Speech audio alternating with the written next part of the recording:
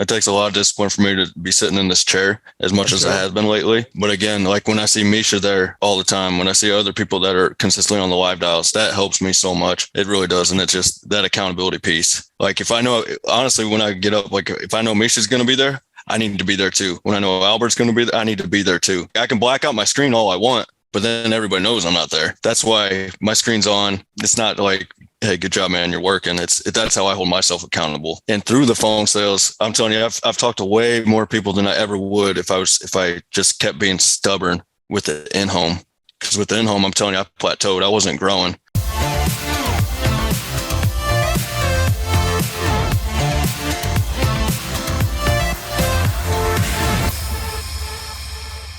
So thanks for joining this week on the Elite Sales Podcast. I'm joined in studio this week by Misha Elias. Hey guys, how you guys doing? What's up, Mish? Who's been doing really well. So I just wanted to come on, have you come on and share.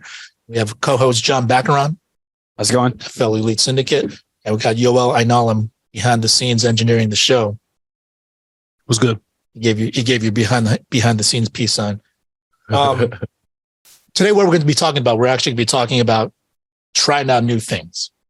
Okay. So as far as trying out new things, it's important in life. I think a lot of times people tend to see excitement in certain things about trying new things that they particularly may have caught their eye, or something that may have appealed to them in a particular way. But think about, for that limited scope that you have, if you can only see, hey, this is what excites me. And a lot of times we don't know what we don't know, right? Right. So like if for the things that don't excite you, or the things that you don't think you can do, or the things that you think are way beyond your accessibility, think about how much you're missing out on. Mm. Okay. And when it comes to trying new things, there's two different types of people generally. There's people that like to try new things all the time, and there's people that just like whatever they're comfortable with and sticking with whatever they know. Yeah, they're super apprehensive to new things. Right. Now there's pros and cons to both. Because the thing is, the pros of what do you guys think the pros and cons of trying new things? Pros, new things, new experiences, right? Cons to it, for example, I got a 5-year-old. When you try to feed them something good or bad, but it's something new, what are the first thing they try to do? They try to just like look at it, smell it, and then try to lick it to see if they like it. So it's like a breaking the habit of trying to introduce something new. So that would be the con, right? Like, what could happen? I may or may not like this. Anything from you, Mish? Absolutely. I mean, now, when it comes to try something new, it's just a matter of doing it. Like he just mentioned, you're a 5-year-old kid. The kid is gonna smell it, is gonna look at it, is gonna try to analyze: should I eat it? Should I taste it? Mm. And as an adult, as adults, you can do the exact same thing with, with new strategies, with new ventures or whatever. And, you start analyzing it, smelling it, and then you don't do anything. You overthink it. You get in your own head and you get stuck there. Exactly. So that's what we call analysis paralysis, right? Mm-hmm. So when it comes to trying new things, just try them. I mean, what is the worst thing that is going to happen? I mean, you can either make it happen, or if it didn't work out, but at least you say, okay, but I give it a shot. So don't be the 5-year-old. Just do it. I mean, what is the worst thing that's going to happen? It might work. Yeah. I mean, it just might work. Yeah. I mean, don't get me wrong. I mean, try new things. There's always a level of excitement to it, because that just means a couple of things. It means it requires a little bit of courage. Yeah. Right. Opens up possibility for you to enjoy something new. Mm-hmm. Okay. It keeps you from becoming bored in your current day-to-day stuff. And then it forces you to grow. That's true. Okay. Now, the thing is, what are the reasons why people choose not to try new things? What's the biggest reason? Fear. Yeah. Fear. Out of your comfort zone. Fear of the unknown. Right. Exactly. That's exactly what it is. Fear of the unknown. So how do you get from knowing something for not knowing something to knowing something? By doing it. Just got to do it. Mm-hmm. There's an old saying when people talk about breaking up with their significant other, it's like the devil you know is better than the devil you don't know. Yep. You know what I'm saying? Sometimes that fear of the unknown is in itself will justify you staying where you're at. Right. Which what you're doing is you're succumbing to your former self, which means you're also not going to be capable of individually growing. Yeah. You're stuck in your shell. You're stuck in your little cage. Right. And not to say you should stick with the person that you're with because that's just the comfortable thing, or break up with the person. I mean, the thing is, you have to understand, like, is that relationship or this, if that position, whatever it is it helping you grow, or is it just keeping you stuck there because you're just doing it out of convention? Mm-hmm. And I think, but you also got to look at yourself though, because I mean, don't put everything on another person, because you might be the weakest link. You know, yeah. I mean, you might be the one that is holding the other one back. Oh, so you gotta, 100%. You gotta also look at your actions and what are you doing before you said, well, this partner is not helping me out. If you're not bringing anything to the partnership, but that's a different subject. So I'll continue. No, but I think that's that marriage therapist Misha over here. It's a very, very mature thing, because the thing is taking personal responsibility, and actually it being your fault is actually a good thing, because that means that's the portion that you can fix. Yeah. You can't really fix the other person. Right. The other person is, you can get them to, maybe you can persuade them to understand why you are, why the situation is what it is. But if they disagree with you or they refuse to change, nothing changes. Mm-hmm. So you have to evaluate the parts that you can actually physically change. Well, that also applies to you when you're hiring new agents, you know. Sometimes, I mean, and I did it last year too. I mean, you know what, I focused a lot on agents that were not really performing, you know, and I was trying to fix the relationship, you know, between me and them, and say, well, how come they're not growing? How come they're not doing things and stuff like that? So there's got to be a balance, you know, because I mean, you don't want to put too little attention in helping the other person, but then again, you don't want to put a lot of attention, because then you get held back. Right. You know, so I mean, there's got to be a balance. You got to be aware of what you're doing and who you're trying to help, because maybe you're trying to help somebody that doesn't really want to do anything. Right. So self-awareness is definitely important when it comes to trying new things, because here's the flip side of it. Trying new things, you might think, hey, this is such a great positive characteristic for me to have. I just want to try new things all the time. So adventurous. Right. In one aspect, for a lot of people, they'll be like, hey, that's really great of you. You know, that you're inspiring other people to like try different things, try new things.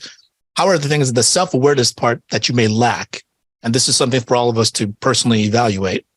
If there's a part of you in which you are self-unaware of the fact that, hey, I like to try new things, but what it leads to is I never actually see anything through. So I try a bunch of new things, start a bunch of new things, but never finish anything. Yeah. You get to, you're in a situation where you're winging it too much, but you lack some discipline now to see through anything else. Or going back to the personal responsibility part of it, it's like, hey, I tried out this new lead vendor. Hey, I tried out this new script. Hey, I tried this new sales position. For 2 seconds. Hey, I got into management. Hey, I did this. Hey, and you didn't put any real effort or time, experience, go back and readjust, go back and evaluate what you could have done differently. And then you say, didn't work. Right. In other words, I mean, you got to stop starting things. You know, don't just start things. I mean, just focus on one and then follow through. Because I mean, also another thing that can stop you is if you start, well, I'm going to try this, I'm going to try this, I'm going to try this, I'm going to try this. And you're trying so much that nothing is coming to fruition. Yeah. And that can also be frustrating. So just follow one course, you know, until you make it happen. Give it a nice, real shot. You know, like you said with the leads. Right. I mean, if you want to try a different vendor, work them. Right. And work them until you get blue in the face, you know, which is what we've been doing, you know, the new vendors that we've been working with. I mean, you know, we're not jumping from one to another. We're sticking to one and working until it's giving us results. Right. So, because I mean, like, look, if we all honestly think about it, if you guys all had to think of somebody in your life, we all have that person, maybe more than one person, but we all have that one person. It's like, that's the ideas person. Like they always got a new idea, a new get rich quick scheme, a new way to success, new way to whatever, new way to weight loss, new way to whatever. Yeah. And then they're always like, I'm gonna try this. And they're constantly just trying new things, and yet they're still in the same place. Right. New fad diet, the new secret workout, the new secret. The guy that always tells you, you should do this, you should do that. Yep. Yeah. And then they start telling you how great their idea is, how you should do it too. And I'm like, but you haven't even done it yet. Right? So, I mean, like that's something for all of us to be aware of. And honestly, on this call, some of that person might be you. Yeah. Right. So, I mean, you have to just kind of really evaluate if you're willing to try new things, there's a balance. And then if you're willing to see things through that are actually important enough. So the thing is, before you actually say something doesn't work, how much did you actually follow through with it? Right. So that just wanted to start this call off with just that thought, because I wanted to bring in a new agent. Andrea, are you here with us? Yes, I'm here. Awesome. Well, I wanted to segue you in because you're trying a new thing. You are here. You're a new agent, and you just made your first sale. Congratulations. Congrats. Congratulations. Thank you. Yes, new to the industry, have wanted to get into the industry for a long time. You know, it's definitely a journey to get your license and go through everything. And it is scary. It is a little bit of fear in that. But I also, stay motivated by seeing the group me and all that stuff. So making my first sale, I was like, is this really happening? I was super nervous. But yeah, I'm looking forward to many more. Awesome. Good. So where are you from? What was your industry before and what got you into insurance? Yeah, so I'm in Lake Elsinore, California, which is Southern California, Inland Empire, which is where all the poppies are that everybody wants to come see on the hillside. Yeah. My background before that was a lot of sales, account executive, territory management. So I've had the experience of managing accounts, talking face to face, doing the cold calls, all that. What got me into insurance was I was kind of couldn't figure out how to get into it, I guess, was the bigger thing.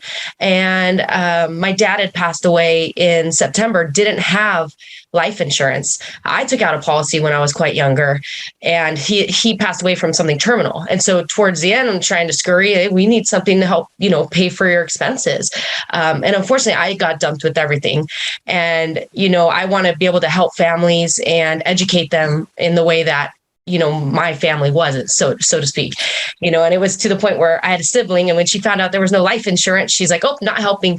So it's something that everybody has their day, everybody has their time, but it's an industry that should, I would assume, with everything going on since the pandemic, be growing at a rapid pace, since, everybody's dying at all different ages now.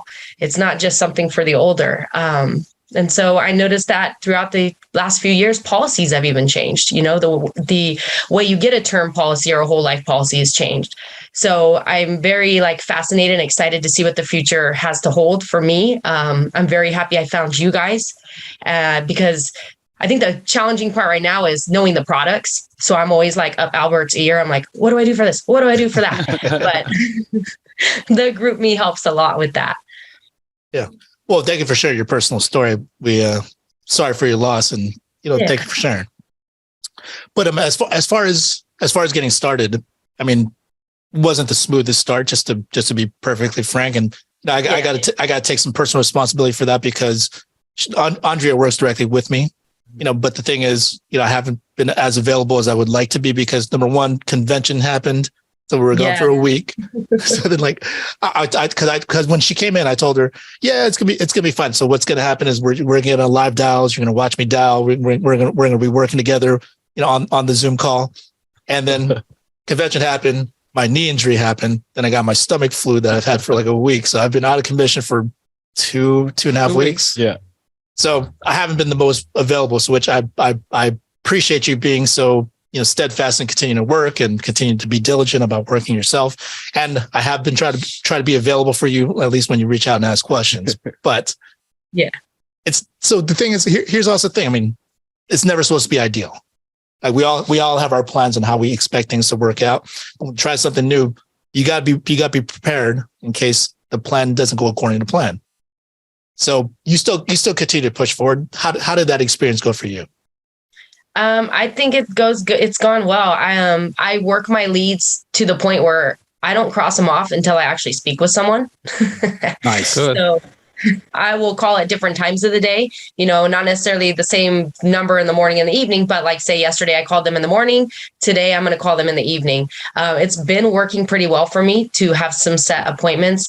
And I have a few that I have for tomorrow that, I think my biggest thing right now is to really get them roped into, okay, now we're doing the application. I think that's the hardest turnaround, because you are doing it over the phone, and some people get a little, I don't want to say spooked, you do send them your credentials and whatnot, but it's still a little bit of that.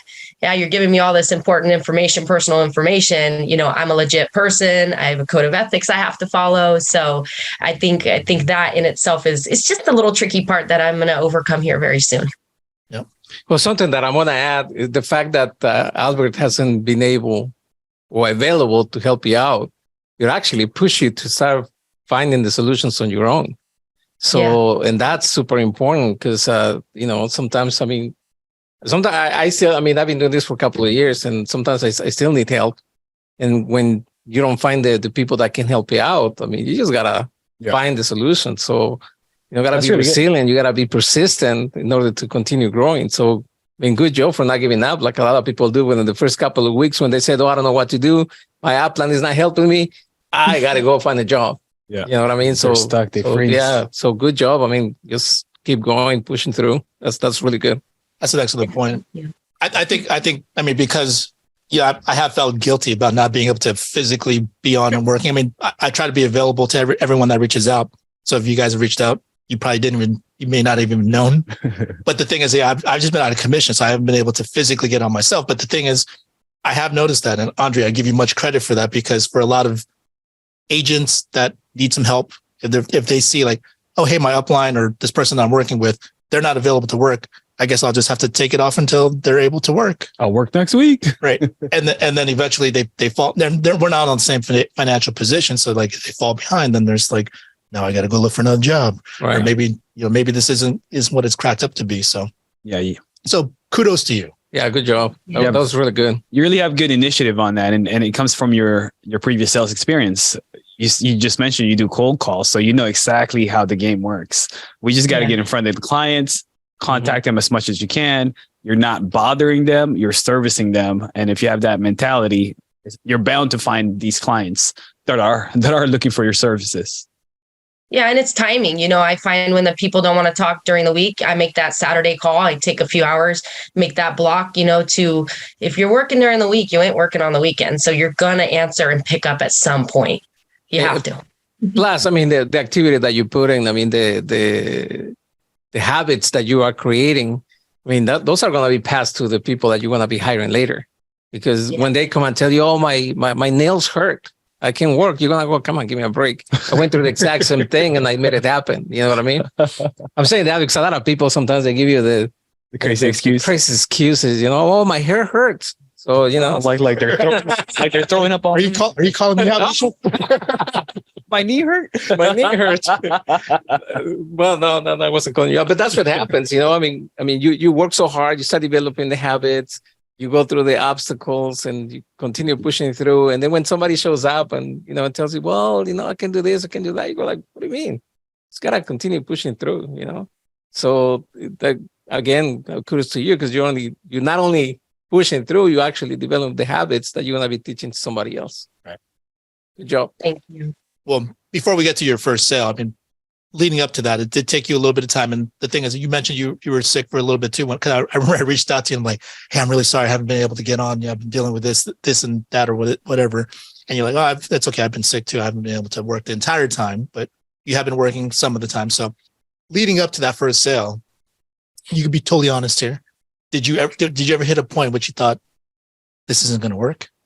Yeah, I started to get nervous. I'm like, oh my gosh, I've put so much time into getting the license, studying, and then, trying to learn these carriers, getting appointed. Like, it's all a lot of work, and I'm like, it has to pay off. It has to pay off.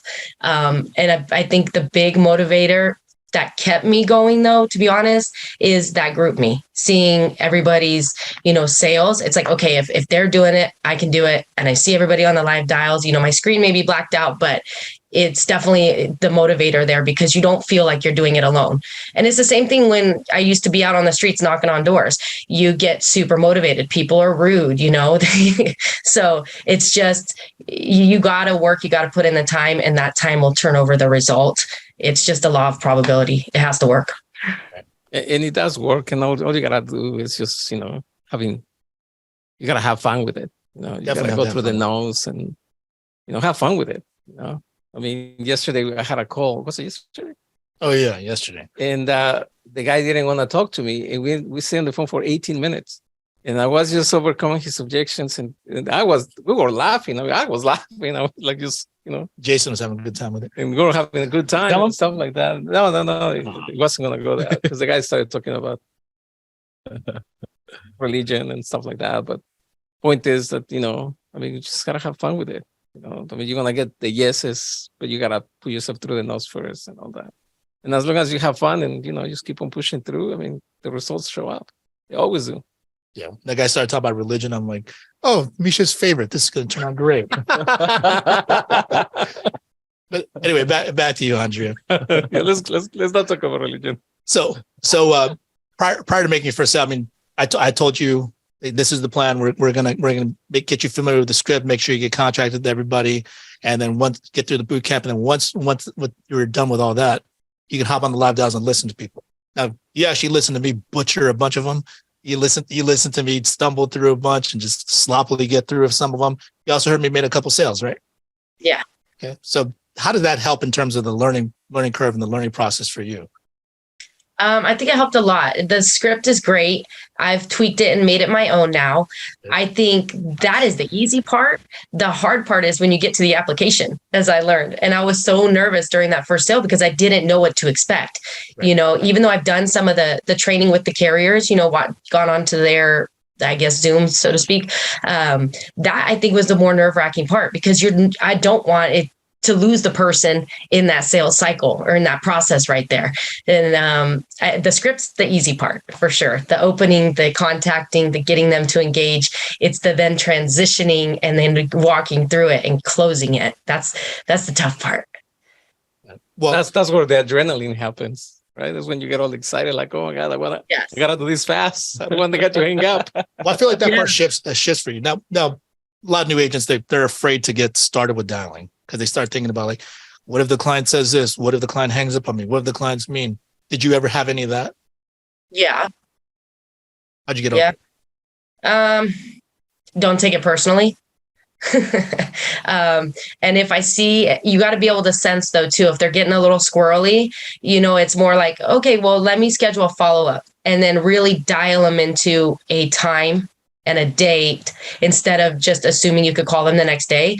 I try to really lock down something with them and just keep it friendly.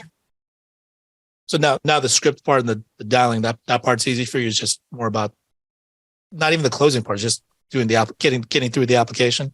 Yeah, getting them into the application and going, like making sure, you know, at the end of the day, we offer a lot of products. So ensuring that I'm getting them the right product, you know, because at the end of the day, I make them happy. They're going to turn around and tell their aunt, their brother, their somebody, right? And that's going to grow the business. So I just want to make sure I'm doing the best job that I can to pivot and get them to the right product and to the right carrier and make sure that we're getting them approved.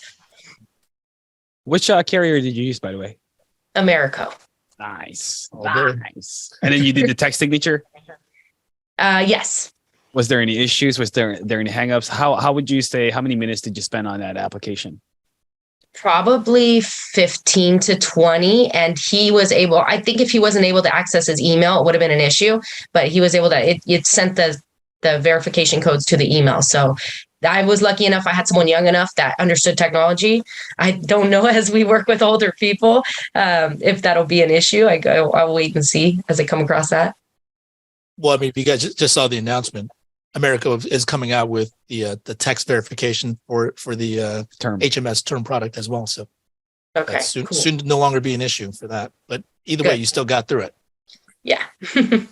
Well, you know, it's funny though, because you mentioned you were just a little bit nervous about the getting through the application part because the phone script, you know, you got through it was okay. Then you started making some adjustments. You made it your own. You start tweaking it, right? So this is the process of learning. You know, you've already got that part. You've been through it, you experienced it enough times. And you're like, it might work better if I change this. It might work better if I say it this way. And you made those adjustments. The application, that was your first application. So that's the reason why it seemed you were trying something new, and it seemed something a little bit more difficult because it's a foreign concept. And you're getting past that fear of unknown after doing that first one.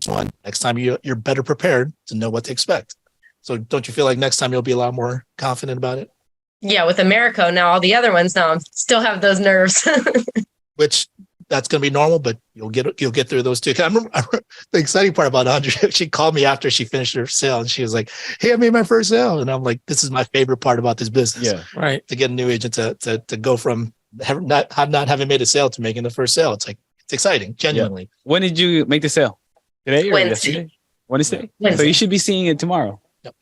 Hey, that's the real Nice. exciting part. Nice. Right. Yeah, but then she called me and she was just like, I feel like I missed something because it was like, she went through everything. It was too easy. You kept telling yourself you Yes. missed something, right? Yeah. I was like, did it really go through? Like it just didn't. It didn't seem like it did. So yeah, that was funny. Well, you're gonna be getting familiar with the way the applications work. The one thing I can tell you is that don't be afraid of making mistakes. You know, the more mistakes you make, the better you're gonna get. Quicker your learning curve, Yeah. shortening your learning curve. If you're not making mistakes, that means that you're not working. So make sure that you make a lot of mistakes and have fun with them. Learn from them. That's what I tell all my agents. You know, the more mistakes you make, the better you're gonna get. If you're not making one, you better get on the, you know, on the roll, you know, to start making mistakes, because you learn from those. Definitely. I mean, Yeah. Whatever. I mean, like right now, you were saying, like, man, I don't know if I completed the application, but tomorrow when you do the next one, I mean, you're gonna, okay, I'm done. Now I'm gonna go learn the next one. Yeah, I remember my first couple of Americo sales. After you finish, you know, it does the MIB and all that. It says it's done, policy's approved. But there's the last button that says submit. I used to forget that. I was like, why come I haven't gotten paid? It's been 3 days. I open up the app. Oh, it's still on that part. Submit. You make those mistakes. A couple of $100. You live and you learn. That's the only way that you That's really the way it remember. is. Yeah. Okay, So good job. Congratulations. Thank you. so let's go back to your first sale then. For all the new agents that are on here watching, walk us through like how it was initiated, what you were feeling, what you were thinking, how the process went. So it was like a fresh lead. So that phone call, you know, he was just friendly. So it worked out in the sense of I got someone who wanted to talk at that moment, initiated what I was calling about. And then he was like, oh yeah, I was interested in life insurance. And it just so happened he's a young guy with a kid and, you know, not married, but didn't have it. And he's 29. So I'm like, hey, you want to get it before you turn 30? Because it's going to go up. You're never younger than you are today. So kind of roped him in on that. Because I've heard that, you know, on some of your guys' Instagrams and stuff, roped him in on that. And then I was like, listen, we can get you locked into something today. Let's start the process. You will, if I can get you something that works with your budget, are you willing to move forward? You know, trying to get that person to commit to the sale before I waste my energy. And he did. So I let him know, you know, I need a driver's license. You're going to have bank account information. And we just started going through the process. I got lucky that he was a healthy young guy, which some aspects I'm like, man, I wanted it to be a bigger AP, but at the other side of it, it got approved because he was healthy. So there's that kind of that double-edged sword. It was a simple sale, which I think was a blessing for me because it got rid of my nerves overall. And he, you know, was very patient, went through it all. And I didn't have any hangups. I had a moment where at the end I was like, that's why I'd called you. I'm like, oh crap, I think I need to call them to make sure they went through. And then I just double checked and it's like, yep, submitted, successful. It gave me the little number. So I was like, okay, it worked. And I let him know, you know, you're going to be receiving this. If you have any questions, give me a call. Anyone else, you know, ask for the referrals. Anyone else that, you know, needs it, especially your wife or girlfriend, have her give me a call. We'll get a policy going for her as well. Just let him know I'm there. I'm his person now. Like, you know, whatever you need, reach out to me. We'll review you in a year or sooner or whatever. So I think that's the fun part. Andrea here sounded like a true vet. I know. Already collected referrals. No, that amount of confidence and aplomb in which you're saying these things, it's impressive. Now let me ask you, how much did you know about the plan that you were selling? Or do you know which plan you were selling before you started talking to the guy? So because of the way he was young, I positioned towards a CBO 100. And based on what he, you know, just trying to feel out, he didn't have a house, things like that necessarily that were he just wanted to start something. I feel like that for me, knowing more of the products, I trying to study, but there's a lot to retain on that. So that's where I just go to either the group me or to Albert and I just say, hey, 29-year-old non-smoker, what do I put him in? And I think that's what helps move the process along. And then as that occurs, it helps me know the product more, you know, along with I've done the boot camp. Yesterday I rewatched the IUL video, John. So I was just, you know, I like that those resources are there. It just putting the time into it. Now, when you said you wish the AP was just a little bit higher, How did you? Which I mean, no one blames you. Worse. Because the thing is, it's not just a selfish thing either. Because the thing is, if it was higher, that means he got more coverage, which means his family's protected for more. So it's still a win-win situation. Yeah. He just didn't want something like, obviously knowing he wants to keep his policy going for the rest of his time. He didn't want something that was gonna be a financial situation ever. So he wanted a smaller face value in a sense, wanted the coverage, but didn't want to go over like the $75 mark type of a thing. So that's where, I wish it was higher, but hey. So did he tell you that this is my budget, or did he say this is how much coverage I'm looking for? How did you determine? A little bit of both. He mentioned like this was the coverage I was looking for based off what was on that hard card on the lead, and then based on what was the quote, like what came out of the system, he was like, yeah, that works perfect. I prefer to be at this level just because I want to make sure I keep everything going, which I respect that, because the last thing I want is just to do all this work, start someone in it, and then get that charge back, or, lose that policy, lose that client. A big part of it is making sure we're selling something to them that works for them in all aspects, and because he wasn't doing it with the girlfriend or the wife, I didn't want it to come back and be like, he's got a 30-day period, he could essentially cancel. So I'm like, just roll with it. Covered everything. My case. Yeah. Covered all corners. And not only that, I mean, the way you explain things, because you use the script, right? Yeah. You learn the script. And like you said earlier, you made the script your own. Yeah. And at the moment that you were in front of the client, you were not following the script. You were actually having a conversation with a guy that led you to be able to find the program or product to sell him, right? Yeah. So the point I'm making is, this is especially for new agents as well. Learn the script, making your own. But when you are in front of somebody, don't worry too much about the script. Just pay attention to what the person is saying. That way you can actually guide them to where, the product that is going to make sense. It's only not only one product that we sell many products. And the only way you're going to be able to land somebody in that product is just by listening to what people are saying. So again, good job. You're doing good. I keep the script out in front of me to keep me on track too, because obviously it's being fresh and new. I want to make sure I'm not missing anything, like deviating the conversation off and now I need to ask this. So I keep it in front of me, and just kind of flip the page as I go. But yeah, you're completely right. It is just a conversation opening up, getting them to trust you. Oh, hold on. Did you say that I was right? It's his first time he's heard it. So can you say that again? No, but that was an excellent job of listening. So that's really kind of what helps you find that solution, because there's the reason why a lot of people don't come to that solution. They're trying to overtalk the client, they're just trying to ram it down their throat and just be like, hey, this is what you're going to get, as opposed to let's figure out a solution together. Mm-hmm. Yeah, that's true. Yeah, there is no need to overthink the process. In reality, the process is simple. Listening to everybody on the call and reading the comments on the group meeting. In reality, you're gonna see like, oh my God, but everybody's having conversations. It's not just one thing. So if I could add to that script, I think something we should be adding to the script is, once you do make a sale, create a script of asking for that referral and then booking an appointment from that referral. If we can make that like an obligatory thing in our head, it's like, imagine you finish the sale. Okay, let's book an appointment for your wife. Right. Let's book an appointment for your mom and dad. Like that's really so if you can add that in the end of your script, if you're flipping through it, okay, finished application, ask, referral, book, referral. I think it'll expedite your business even more. Right. Well, for every agent. That's really good. Including yourself, me. Yeah, including myself, actually. Yeah, because I ask for referrals, but not that often, to be honest with you. But see, the thing is, sometimes a lot of people, that's the first engagement, right? They're trying something new. They're asking for the referrals. Mm-hmm. But now what? What do you do with the referrals? Do you call them? Do you book them?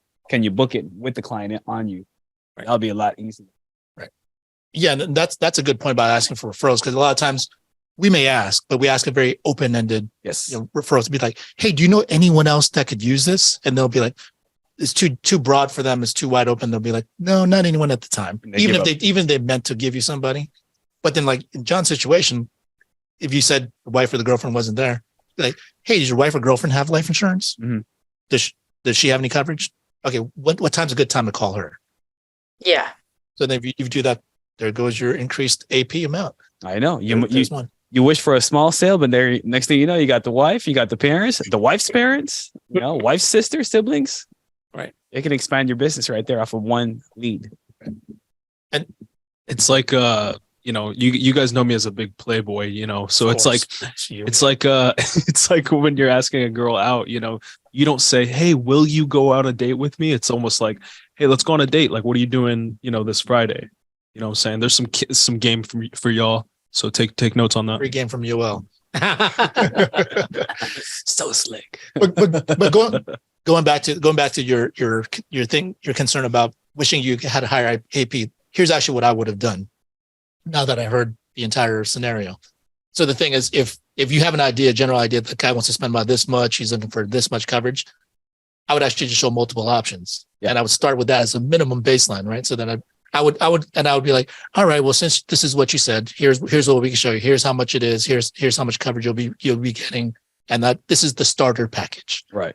Now we also have the next one up and the next one up. And I would emphasize, I spend a little bit more time talking about the second and the third one, the ones that spend a little bit more. And then at the end, I'd be like, but it's perfectly fine. You start with whatever you're most comfortable with.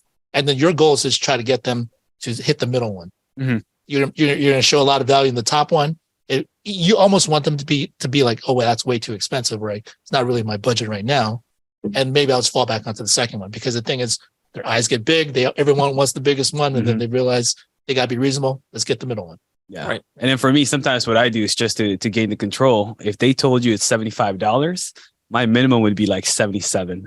Just so they can go a little bit higher, because 75, 77, it's the same thing, right? I've already increased it about like 24 AP right there. John's got a power move. Well, there's so many ways, to actually present the payment. First of all, don't say there is a payment, call it a premium. Okay. You're putting this aside a month. Right. And you put in this aside amount, or your monthly premium is this, or the amount is that, or whatever. But, when you use the word payment, people are already programmed to say, oh my God, I gotta make payments. So, and even if you say that your monthly premium is only $130. Yeah. So it doesn't sound that bad when you say that. Well, especially for CBO 100, I like to emphasize, like, whichever one you choose, remember, you're going to get all of it back. Okay. So it's just a matter of how much coverage you're going to provide for your family, just in case you don't pass away. So either 75, 100, 200 a month, you're going to get everything back. So either one is a good choice. And then you just give them the option again. Right. Pick the top. It's all in the language that we use and the emotions that we convey. So, if you feel like it's going to be a lot, if you act like it's a lot to them. Right. Yeah. That's another thing. I'm glad that you said that, because I even tell my agents, when you present a payment, don't hesitate. And so never go sell a product with your pocket. That's what I tell them all the time. If the payment is $200 and you go like that, 200. It's 200. Well, you're already telling yourself that you cannot afford it. Therefore, the guy's going to hear the fear on your voice, and the guy's going to say to you, well, that's too much. So, just present it with conviction. This is what it is based on your age and your health condition. This is your monthly payment or monthly premium, right? And when you say with confidence, people believe you. People are like, well, you can get the actual real objection, and then you can, overcome and adjust the payment or whatever. But don't go and sell with your pocket. That's something that I tell everybody. Don't sell with your pocket. Sell with your own broke work ethic or broke mindset. Exactly. Don't sell your pocket and believe me. Just let them make the decision. Present the premium. Let them make the decision. They're gonna say yes to what they can afford. And like you were saying, I wish your AP was big, but the truth is that little by little the jar gets full. So it doesn't matter if it is big or small. By the end of the month, you're gonna have a big amount of money right there. Yeah, this is coming from Misha, who sold like on Monday, like an 8-family one house. Yeah, Misha's been on a roll. Yeah. Thank you. Yes. Thank you. Thank you. Lastly, I want to thank I don't know what is gonna say. I want to thank me. I will let you have myself. Was that Kanye? Snoop. Well, so Andrea, so for all the new agents that are out there watching, if they're struggling, what would be your advice to them? Keep going, keep pushing, put the time in, do the dials. And I hear you guys say it, remember your why. Just stay positive, because as with all sales, you got to ride the highs, ride the lows. It's not always going to be 100% every day. And it gets discouraging, but I think you just got to take a mental break and realize that there's going to be someone out there that needs what we do. And even if they don't necessarily buy with you right that moment, I always tell them, hey, I'm going to send you my information. And when you're ready, give me a call. Just try to at least get them somewhere in the future, because maybe they are going through a financial situation. I talked to a lady yesterday and she goes, you know what? I was looking for insurance a while ago. I couldn't get it. And I'm so glad you called because now my situation's different. And she's like, I've talked to people and they just want to shove it down my throat. But you sound like someone I could talk to and have a real conversation and go over these options. So I have an appointment scheduled with her on Monday because that's what time worked for her, a Zoom meeting. So it's really kind of a motivating thing. And that in itself gets you excited. You get the people that are, no, I'm not interested, which, I get it. It like almost sometimes bruises your ego when you keep getting the no's, but you're only going to get so many no's before you get a yes. So it's just keeping the positive. And I know your routine's going to change because we're just barely getting you ramped up. And, I'm going to continue to work with you, which it's a very exciting opportunity for me because, I love your mindset, love your work ethics so far. But what's your daily routine look like? Well, because I'm a mom, I have 3 kiddos. So I get up pretty early and I do, because I'm in California and I'm only appointed with California. Nobody here wants to take a phone call at 8. So typically I'll start around 10 and I'll do 10 o'clock. Then I'll typically take like a couple hours off because I help my husband run a business. And then I'll get back on around like 1. And then I'll work from 1 until like 4. I'll stop for like an hour and then I'll pick it back up at 5 and I'll do like 5 to like 6:30. Cause I'm saying, I'm trying to get those people. If I called them in the morning and they didn't answer, then the next day I'll call them in the evening. So just trying to work the whole day. Cause I know that if I put the time in, I better get the result. That's awesome. And this is great for like a mom schedule, right? Mm-hmm. Yeah, because I get to stay at home with them. So I do get, moments where I have to break away, go help them do something. But for the most part, I really enjoy, being able, you're in the comfort of your home. Like I've heard you say, you don't have to waste gas and go down the street. But at the same time, you still got to get yourself ready. You still got to have the discipline to make the dials. I think that's the biggest thing is the discipline part because you're a 1099 employee. And if you don't do the work, you're not going to make the money, at the end of the day. And we all got bills to pay. So it's just being disciplined, keeping that routine, knowing I'm, Sundays, I haven't broken into Sundays yet. It's something my kids do sports too. So that's why I say the Saturdays, I try to do that because I've heard that Saturdays are very successful in this industry because people are off and they're happy. So I try to branch on that. I've noticed Friday evenings are not a good time. I get the least amount of people picking up. So I've kind of backed off on the Fridays. I'll end that a little bit earlier, not because I want to, but because I don't want to spin my wheels. I think as I get appointed in other states, then I'll clearly start earlier because I want to be able to be appointed in other states and grow that sector of the business. So I think it's case by case, depending on, what states you're appointed in. Yeah. If I could add to that, so you know how to work the leads now, right? Things are working for you. Okay, so put that in your schedule. So I would expand your business outside of the leads when you're doing these games. A lot of people, like parents, are there when you're there with your kids with the games. How can you add your business to those parents? So I see some people, sometimes you could just buy donuts and you could say sponsored by Andrea Life Insurance Agency, and you pass out your cards, right? Yeah. Here's my QR code. Text me for a quote. Create your little social media so they can see your QR code and learn about your business. You can drum up some business that way, just expanding yourself, marketing yourself within your circle of influence. So just put that in your head of like, okay, how can I reach so-and-so's dad? So-and-so's parents works here. My husband has his business. He has coworkers and he has business partners out here. Think big about who you can help out. For sure.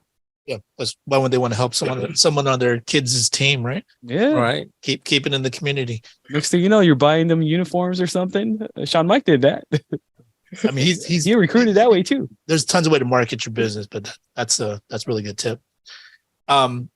The last question for you, aside from the money, Andrea, which you're about to get paid and you're going to continue to make more sales, but aside from the money, what do you do this for? Well, I feel like over the years I've had a career, and I just kind of went, but it didn't really fulfill me. So I feel already the sense of like calm and fulfillment and a different happiness, even though it's been a hard to start off and I've definitely put a lot of time in. I feel like I do it for that sense of I'm building something for my future, for my kids, and just being in this industry, being able to, that everybody needs this. So definitely for that fulfillment, but also just having a good career and a good track forward, and for my family. Love it. Well, appreciate you coming on and sharing with us. I mean, really excited for your first sale. Looking forward to many more. Thank you. All right. So first step in the evolution of Andrea's career here, and Big things coming. Arguably the more valuable thing aside from just that commission is just that experience you're gaining. Right. It takes you to another level. So speaking of trying new things, we also have, I want to bring on Jason Steiner real quick. Jeez, my man, Jason. How we doing? Good, We are blessed. Love it. So you've actually started transitioning to trying something new, because you were all in person. You were all face to face doing face to face appointment with clients. What made you switch over to telesales? Yeah, so I've been doing face to face for a long time now, and that's the only way I wanted to do it. But then I keep calling John and keep talking about, hey, we just need to get in front of more people, and then try this lead vendor and whatnot. But it just not a lot of them weren't available in my area, and so then it was right before convention. I was just like, all right, I'm going to make a change, and I'm going to start implementing phone sales. And it's been huge. It's been huge. And then my initial plan was kind of go half and half, but it doesn't make sense. I like somebody said before, like you're driving all over the place, and I can't even tell you how many new tires I've gone through, how much gas I go through, and all this and that. And it's like, I could be driving around all day and for 7 appointments, but with the phones, I'm talking to way more people every day. And it's been awesome. And like, I started right before convention. Right. But I was scared beyond belief, to be honest with you. Right. Like my anxiety, I can't even tell you how much my heart rate's going when someone picks up and I'm like, I'm trying to get a sale. But here in JP, get on the phone and get through. Terrence has been a huge help, just listening to his conversations and whatnot. That man in the middle right there, he's helped me out a ton. Misha and like Casey and Trent, just like that kind of stuff. That's been so beneficial to me. And even the live dials, especially, none of that could have happened without the live dials. Yep. And it's been awesome. Like my goal is 1 app a day, and it's the first week did it. Last week got 4, a little short, and this week I'm at 3. So it's close, but the week's not done, and it's been good. It's been fun. Did you enjoy hearing me mess up on live dials? Yeah, I actually did. I really did. So yeah, when you would talk, it was kind of, not gonna lie, it felt good. Like, okay, Albert's getting an earful too. Albert's getting hung up on. He kind of fumbles every now and then too. It takes a lot of pressure off yourself too. Right. And it's been good. And again, the live dials has been huge. Like I try to really make a point of leaving my camera on whenever I'm here. And that's just the way I hold myself accountable. Like I want to, it's easy. Like when my kids are screaming, I got 3 kids too. When they're screaming, like I want to go help or figure it out or go watch ESPN. No, but I got to work. So this is the way I hold myself accountable, is through the live dials.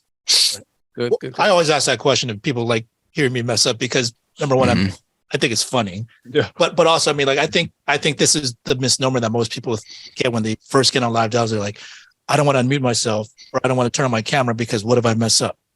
Because what if the client hangs up on me? What if the client cusses me out? What if the client says they never filled it out and I get stuck?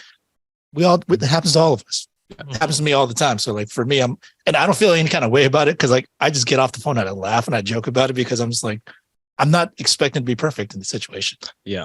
You got to just look at it like, all right, let's say you're working 8 hours, right? Okay. So in the first hour, if you can talk to maybe 5 to 7, you're you're not going to dial continuously and have a conversation with someone, right? You will probably get rejected 5 to 7 to maybe make a sale of 1 or 2, right? It happens. Like, you don't even get a presentation until they ask about the life insurance information. So most of the time it's just a hang up. I don't care. I didn't ask for this. I didn't do this. That's part of the game. You're not in the real presentation until then. So if you take that hour, you multiply it by 8. This is the work that's needed in the business. Right. So don't think about, I got one hang up, let me call it a day. That's not the work. And it comes out again to have a good time on it, because Yes. I mean, when you guys were on convention, me and Jason were on the phone, and when we make a sale and we go like, like we Batting it out. around and stuff like that, and we cheer each other up, give thumbs up and stuff like that, and then you feel the camaraderie within the team, and that pushes you. It makes you feel like you're not alone. Makes you feel that you are there, that somebody's there with you, stuff like that. And it takes a lot of discipline. It takes a lot of discipline for me to be sitting in this chair as much as it has been lately. But again, like when I see Misha there all the time, when I see other people that are consistently on the live dials, that helps me so much. It really does. And it's just that accountability piece. Like if I know, honestly, when I get up, like if I know Misha's going to be there, I need to be there too. When I know Albert's going to be there, I need to be there too, and then it's like, I can black out my screen all I want, but then everybody knows I'm not there, so it's like, that's why my screen's on, like it, and it's not like, hey, good job, man, you're working. That's how I hold myself accountable. Right. And through the phone sales, I'm telling you, I've talked to way more people than I ever would if I just kept being stubborn with the in-home. Because with the in-home, I'm telling you, I plateaued. I wasn't growing. And if you ain't growing, you're dying, right? So this has been a huge aspect to my game. And you said something, I mean, so real, so true. I mean, you gotta be disciplined. You gotta come out with your own plan and stick to it. It doesn't matter what happens outside. Like you said, your kids start screaming and yelling, whatever, and you still stay there. And that takes a lot of discipline to stay focused, Like me in my case, I mean, something that has helped me out a lot is that I changed my schedule. And I don't buy leads in California. I buy them in the East Coast, which forces me to get up at 4:00 in the morning, drive and, from my house here to the office. And like you said, I mean, the same as you'd say, like, man, I mean, Misha's going to be there. I actually think the same thing is, man, Jason's going to show up. Terrence is going to show up. Albert's going to show up, and I'm not going to be there. Heck no, I better be there on time. Awesome. So Accountability. So that helps a lot. Discipline, accountability. We got nowhere to go but up. So might as well do it together. If I may ask, Jason, because you said your heart was racing and you felt a ton of anxiety. What were you afraid of? Screwing up. Screwing up. It's like I almost compare it to the first time I went door knocking, right? Like I was scared beyond belief. Like, and this is the same way. Like she was saying before, I'm worried that they're going to hang up. I'm going to lose their interest. I'm not going to get it done in time. Just nothing, but after that first application, it's like, dude, this is the same process as sitting in home. You know what I mean? Like I know how to fill out the application. I know how to do all that. I've done it before. But it is just, I don't know, the anxiety was unbelievable. But again, like listening to other people do the same thing and have the same conversations. And it's the people that are on the leaderboard every week on the top half of the leaderboard. And it's like, okay, this is what this person's doing. That's what I want to do, and I just got to talk to more people. It's crazy because they're getting the same thing. It's crazy because you've been doing this for a while and you normally always do Mondays and Thursdays, sometimes Tuesday calls to book appointments in the field. So it's not like this is your first time dialing. This is just your first time transitioning from dialing to book the appointment to dialing to sell the appointment. Exactly. And it gave you that much anxiety. Exactly. That's crazy, right? So and like fear of the unknown. And how I even started it too. Like I was trying to get my license in Indiana, my home state, and I screwed that up. Like but it happens, I ended up buying some like airport luggage license. Like, I don't even know what that is. You know what I mean? But it's like, but I didn't know it because I've never done it before. But hey, trial and error. Let's go. I got it. Hey, but anybody needs airport luggage, Jason's your man. Jason is your guy. I'm your guy. I don't even know what it is. But did you go to NIPR? I don't even know what I did, man. And it's $400 if anybody wants to look into that avenue. Yeah. Yeah. Indiana's like Yeah, I know. $5. Seriously. So Fred, if you were to give some advice to anybody on here listening that's afraid to either hop on live dials, to unmute themselves, to turn on their camera, what should they be afraid of, and how do they get over this? Oh man. Well, first find a couple people on that leaderboard that you want to kind of take advice from, right? So consistency is key. So find that person, and then also just do it. Just do it. Like that's the biggest way to get rid of that fear and anxiety. Just do it, And then same thing. I really think it would be strong for the people who have not done this before. Turn that camera on. That's the first step. Right? Like you build camaraderie with the people you're with. I've never met Misha in person. I've never met Terrence in person. Casey, I've never met any of them in person, but I see them every day now. Yeah. And that's how you build a team. And most of those guys don't earn a dime off anything I write, but they're still there to help you. And that means everything. Cool. Well, appreciate you hopping on and sharing a little bit with us. I mean, this is really helpful stuff, and really happy to see, your continued growth in every aspect of trying to build your business. Appreciate it. Thank you. And real quick, Misha, we're just going to get to you since we're on topic of trying new things. You're a guy that's not afraid to try new things. Right. You jump from lead vendor to different systems, to different CRMs, management, all this other stuff. Oh yeah. But you finally come to one that really been giving you some good results, right? Right. That's right. And you're right. I mean, we tried so many things, and many times, especially last year, I was like, man, I'm probably going to start looking for a job. I think this thing is not working. But no, I mean, I remember that back in December, I was like so frustrated, and I was like, man, I gotta make it work. The only way I can make this thing work is by stick to it. So January, the first week of January started slow, but then we found the new lead vendor, and I said, okay, well let's give this one a shot.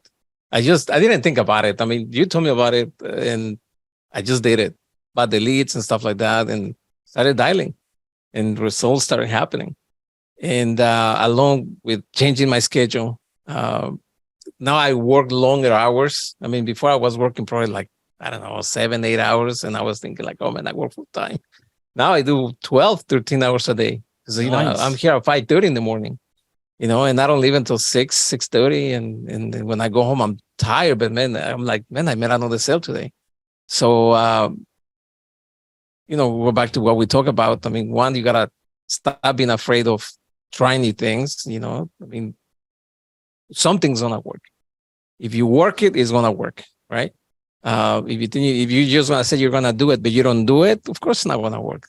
So stop, lying to yourself that you are working hard, when in reality, you just are watching movies or something else, So, I mean, you got to be realistic too. You got to be super realistic. One thing that I also, we talked about last year, and I'm sticking to it. I made a decision to learn how to become a good employee so I can become a good business owner, right? And I don't deviate. I'm still thinking of it. Okay, I got to start 5:30. I got to be there, and I get up early. Like if somebody's waiting for me right here. And nobody's waiting for me except the homeless lady last week, right? When you give coffee to. No, but that's the mentality that you got to have, right? You got to be super duper disciplined. And stick to your schedule, come to work, regardless we've been going through rain, cold weather and stuff like that. And I'm still here regardless. So I'm consistent. Consistency is in reality what's been paying out. Not being afraid of spending money to buy leads. That's another thing that has been made a lot of difference. Because even last year I was like, yeah, you know what, let me recycle my leads and let me see if I can, find something in there. But now, I say, you know what, if I want to be successful, I got to buy leads. I got to spend the money. So I always tell this to everybody, don't be afraid to spend money, but I was afraid to spend money. So now, I'm putting the money into buying the leads. As soon as I'm seeing that I'm running out of credits, I put more money into it so I can continue with that flow. And it's been working out, for the last couple of months. But just because it's been working good for a couple of months, it doesn't mean that it's done. This is the beginning of the year. Another thing that I've done is that some of the applications that I've submitted, they get declined. In the past, I was like, oh man, this is gonna get declined, and I just forgot about it. Now it's like, no, I gotta work it. I gotta find a house for this client, and I'm literally working with clients. I call them up, I get more information from them, just to make the application happen. You know, so that's another thing that I recommend for you guys to do. If you get a decline, don't get frustrated, don't get sad, nothing like that. You just find a house for the client. Another thing is I stopped comparing myself. I even told you guys I was going to do that. And I stopped doing it. I don't compare myself. I don't watch what everybody does. If somebody does great, but I don't compare myself, because that can be a cause of frustration, because you can say like, man, I'm not doing as much and I'm not growing as fast and whatever. Just focus on you. Just focus on you. That's it. And that's going to help you out a lot. Another thing that I've been doing is not to listen to negative comments. You know, I mean, whomever makes a negative comment is that's not my business anymore. You know, if that person, whatever, because of an application, they made a negative comment, or the way I talk to somebody and somebody made a negative comment, who cares? I don't care anymore. You know, I mean, I just focus on doing my own thing. And something that I said to myself is, well, okay, if this person is making a comment about the way I'm talking to a client or whatever, well, that person wasn't listening to what the other person was telling me, so they don't know how the conversation went. So it doesn't really matter in reality. You know, all you gotta do is just be disciplined. You gotta be resilient. You gotta stop being afraid to spend money, to make money. Be realistic. You know, you gotta have to be super realistic that if you want to make money, you have to go and hustle. And don't be distracted. You know, I mean, because I get tired too. You know, I mean, sometimes I'm right here in the office and I get tired, and you know, because I've been up sometimes I wake up at 3:30 in the morning and I get out of bed. That's another thing. That's another challenge, because, you know, same as everybody's beds. I mean, at 3 o'clock in the morning, your bed is pretty warm. You don't want to get up. But I push myself out. You know, I say, well, I got to get up and it's cold outside the bed, and that wakes you up, and just jump in the shower, get ready and stuff like that.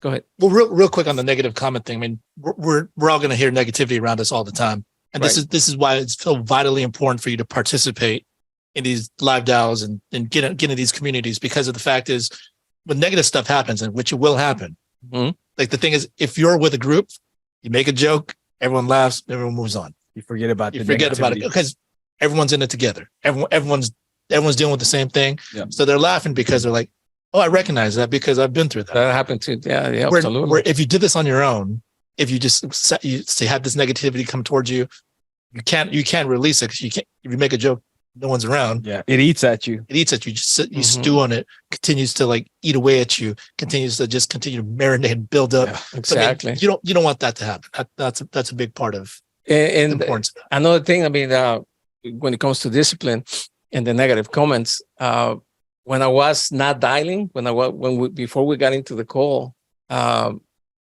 you were right. I mean, somebody made a comment and I didn't have anybody to talk to. I was here by myself all the time, you know, and then you start thinking and coming out with ideas, and you start creating your own story in your head that it doesn't allow you to move forward. Then what happens is that you start feeling mad. Yeah. And the truth is, you're mad at what you created. And being in the Zoom call, I mean, it's like, okay, whatever, you know, I mean, let's just go, you release it, everybody laughs, somebody made a comment, and, you know, somebody that helps a lot in the Zoom call is Trent, because he always says something funny. Yes. Right? He always a lot of it's inappropriate, but it's funny. Yeah, I know. But he makes a remark that makes you laugh, and you go like, oh, okay, whatever, right? You know, helps you to shake the whatever off, you know, the bad vibe, right, or whatever, and you just keep going. But something that has helped me, again, just to recap, I mean, it's just been discipline, being resilient, being not afraid of investing money, changing the conversation, you know, that I have with myself and with others. Just being more disciplined. I mean, in reality, it really pays out. You know, have fun with it. Yeah. You know, now I'm looking forward to. I was telling my wife this a couple of weeks ago. I said I was super tired, and so I was telling my wife, you know what? I want to be dialing tomorrow that I feel lazy to go to sleep. If that makes sense. I didn't want to go to sleep. I wanted to be here. Good switch. So my wife was like, that doesn't make sense. I said, well, it does. I mean, think about it. I have to sleep for 7 hours before I get to the office. So that excitement helps a lot. Misha the machine. I know. Misha the motivator. Thank you, guys. Thank you. Well, then, no, actually, the champ is thank you here. guys, because the conversations that we had in December were very real. Don't mention it, bro. Don't and- mention it. I got you. So at the end of December, I mean, we reevaluated the year and we're like, this is not where we want it to be. So there's a lot of things we have to fix. And to Misha's credit, I'm really happy for his recent success, because it's been a build up to this. Right. I remember I sat down with everybody and I said like, hey, we need to fix this thing. We need to improve. What do you feel you're strong at? What do you feel you're weak at? Right. And then I was like, what do you feel your strength is? And Misha, his thing is like, I just show up. I always show up. And I'm like, I couldn't encapsulate that better for you, because he just kept showing up and kept showing up and kept showing up. And he kept trying different things, kept trying new things. And then eventually he got to the point where he figured out his niche. And now he shows up earlier. Now I show up so early. Now he's showing off. Now I'm showing off. I'll never show off. I mean, he's just sharing with everybody what he's been working out, because you have to be humble enough to get slapped around, and I'm gonna go back to the conversations that we had in December. These two guys right here slapped me around big time. They told me stuff, that I was like, oh crap, you guys are right. And you have to be humble enough and big enough and strong enough to realize that what I was doing wasn't enough. So new year, new mentality, and it's been working out pretty good. Glad to see it. Yeah, so Glad to see it. thank you guys. Thank you guys. When we're done, you're gonna give me a drink or what? But so for all your new agents on there, if you guys have been debating, like if you guys get on, don't know whether or not to turn on your camera, don't know whether or not you should share because you're not comfortable yet. I was actually having a conversation with a new agent earlier today about, I don't feel comfortable yet. I'm like, well, how do you get comfortable? You start doing it. That's the only way around it. You're never going to get over that hump. Otherwise, you can't read in a book. You just have to just do it. Yeah. And here's the thing about trying something new. When you're trying something new, you just feel like you're putting yourself out there, the fear of the unknown. But the reality is, and we've shown time and time again, especially on just this call today from all the guests that we've had on, anytime that you try something new, someone else has already been there. Mm-hmm. Right. Someone else has already done that.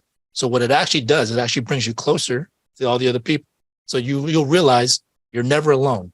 That's You're right. never alone in this situation. So you are alone if you decide to just stay uncommitted. You don't participate. You don't turn on your camera. You don't unmute yourself, because no one knows what you're doing. Right. So- And don't make excuses. In reality, making excuses is the simplest, easiest thing.